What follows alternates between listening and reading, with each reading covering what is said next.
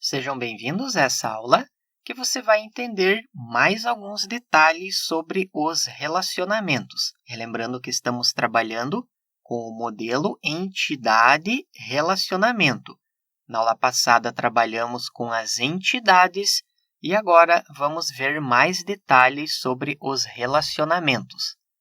São fatores primordiais para a modelagem de dados, é o fato ou acontecimento que liga dois objetos do mundo real.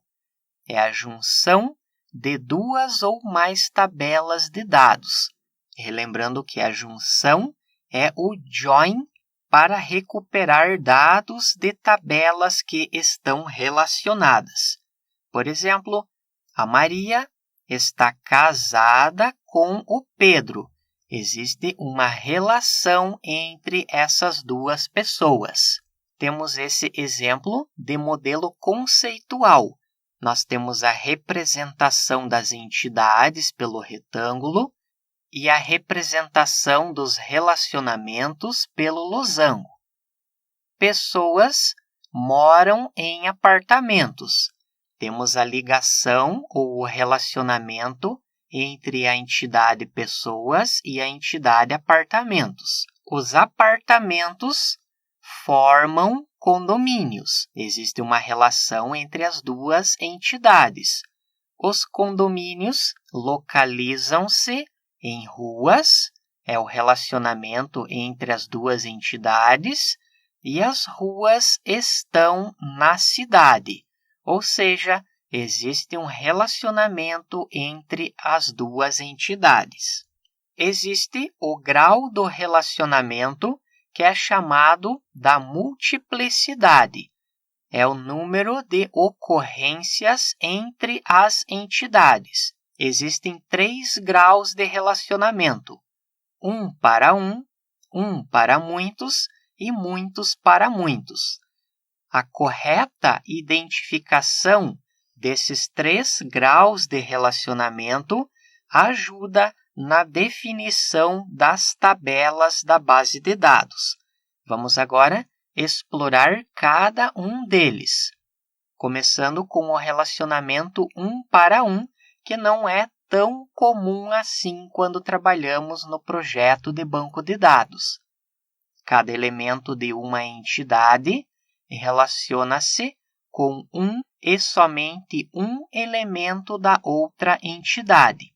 Por exemplo, um homem é casado somente com uma mulher, enquanto que uma mulher é casada com somente um homem.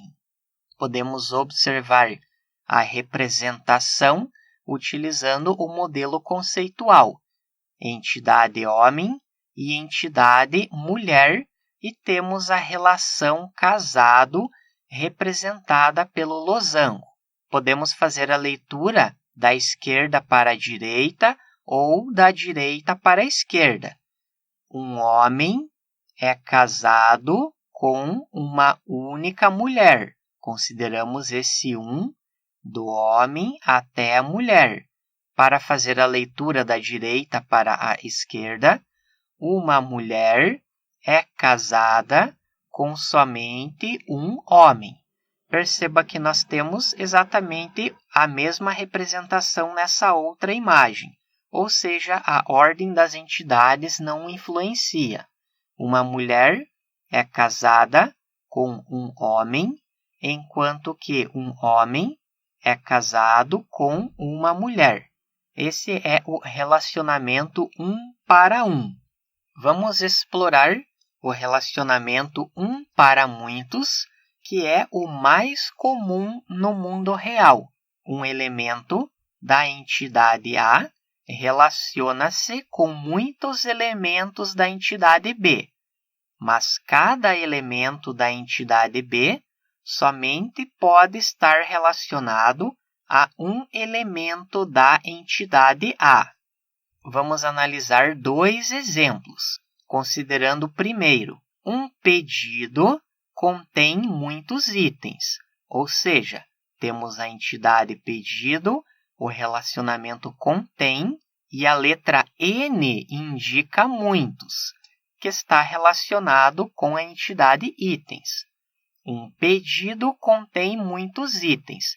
Para fazer a leitura, começamos da esquerda.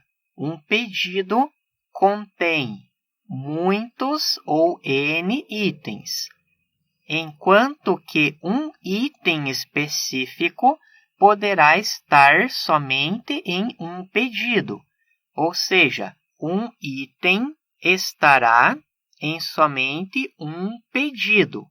Isso é verdadeiro no mundo real, por isso que um item específico não pode ser vendido para o mesmo cliente. Vamos supor que 2 clientes estão em uma livraria e existe somente um único exemplar de um determinado livro. Somente um dos clientes poderá fazer a compra, ou seja, um item específico poderá estar somente em um pedido.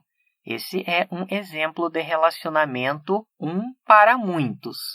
Vamos fazer a leitura e a interpretação do segundo exemplo. Muitos clientes moram em uma mesma cidade, enquanto que um cliente mora somente em uma cidade. Podemos fazer a leitura da seguinte maneira. Um cliente mora somente em uma cidade, enquanto que em uma cidade, fazendo a leitura da direita para a esquerda, moram muitos clientes. Nesse exemplo, nós estamos considerando que um cliente mora somente em uma cidade, ou seja, o cliente não pode ter mais de 2 endereços. É claro que no mundo real isso não é verdade, pois um cliente pode ter vários endereços de entrega. Portanto, esse relacionamento, apesar de fazer sentido nesse diagrama, no mundo real e dependendo do tipo de aplicação que você estiver desenvolvendo, pode não ser o ideal. Assim como nós temos esse exemplo do pedido e dos itens. Na sequência, vamos trabalhar com outro tipo de relacionamento que ficará mais fácil para entendermos essa ligação entre as entidades, que é o relacionamento muitos para muitos. Note que nós temos uma entidade aluno e uma entidade disciplina. Um aluno cursa muitas disciplinas, mas alguns alunos temporariamente podem estar cursando somente uma ou nenhuma disciplina. Essa é a ligação ou o relacionamento da entidade aluno com a entidade disciplina. Ou seja, um aluno pode cursar muitas disciplinas, enquanto que uma disciplina é cursada por muitos alunos, mas pode-se ter uma disciplina que não possua nenhum estudante cursando-a ou somente um. Com isso, nós podemos chegar à conclusão de que esse é um relacionamento muitos para muitos. Um aluno pode cursar muitas disciplinas, enquanto que uma disciplina pode ter muitos alunos. Em ambos os sentidos de leitura, encontra-se um grau de um para muitos. Aluno com muitas disciplinas e disciplina com muitos alunos. É um tipo de relacionamento que possui atributos.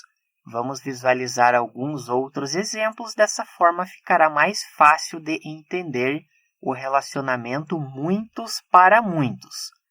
Perceba que nós temos a representação utilizando o modelo conceitual.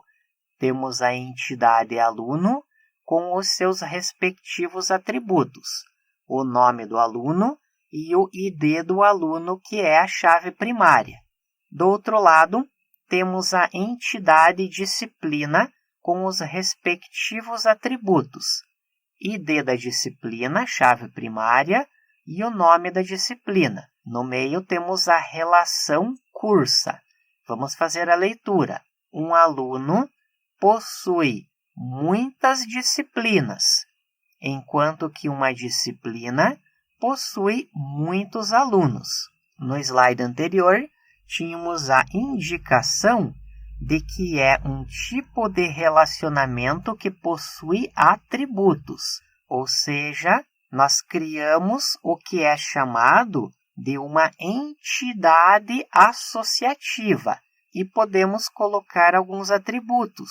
Será criada uma nova tabela para unir o aluno com a disciplina. Perceba que nós temos o semestre e também o ano. Basicamente, nessa entidade associativa, nós colocaríamos o ID do aluno juntamente com o ID da disciplina. Ambos identificadores serão a chave primária composta dessa entidade. Estou abrindo o Postgre para nós analisarmos algumas das tabelas para ficar um pouco mais fácil de entender o relacionamento muitos para muitos. Perceba que nós temos uma entidade pedido, ID do pedido e vários outros atributos, e temos uma entidade ou uma tabela produto, com o ID do produto, a chave primária e os outros atributos. Fazendo o relacionamento entre elas, nós podemos fazer a leitura da seguinte forma. Um pedido possui muitos produtos, enquanto que um produto pode estar em muitos pedidos. Ou seja, é um relacionamento N para N, muitos para muitos. Quando existe um relacionamento muitos para muitos, nós criamos a entidade associativa, que é essa representação. Note que nós temos a entidade pedido-produto. Temos o ID do pedido, a chave primária da tabela de pedido como uma chave estrangeira, o ID do produto, que é a chave estrangeira que relaciona-se com o ID do produto. Relembrando que esses dois atributos são a chave primária. Note que nós temos o ID do pedido juntamente com o ID do produto. Além da chave primária composta, nós temos também a quantidade juntamente com o valor unitário. Isso que indica aquela frase de que é um tipo de relacionamento que possui atributos, pois é criada uma nova tabela que armazena as respectivas chaves primárias juntamente com os outros atributos. Nesse exemplo do aluno e da disciplina, nós estamos armazenando o semestre e o ano. No exemplo do pedido, temos a quantidade e o valor unitário. Com relação ao relacionamento um para muitos, nós podemos utilizar a tabela de cliente e a tabela de complemento. Relembrando que o complemento armazena se é casa, apartamento e assim por diante. Perceba que na tabela de cliente, nós temos o ID do complemento. E na tabela de complemento, temos a chave primária. Aqui é a chave estrangeira e aqui é a chave primária. Vamos fazer a leitura dos relacionamentos. Um cliente tem somente um complemento, enquanto que um complemento pode ser cadastrado para muitos clientes. Dessa forma, nós temos um relacionamento do tipo um para muitos, que indica essa estrutura. Um cliente pode morar em somente uma cidade, enquanto que uma cidade pode estar associada a muitos moradores. O lado que possui o N recebe a chave primária do lado que tem o 1, ou seja, o ID do complemento, que é a chave primária, aparece na tabela de cliente como uma chave estrangeira. Nessa estrutura do pedido, nós não temos nenhum exemplo com o relacionamento 1 para 1.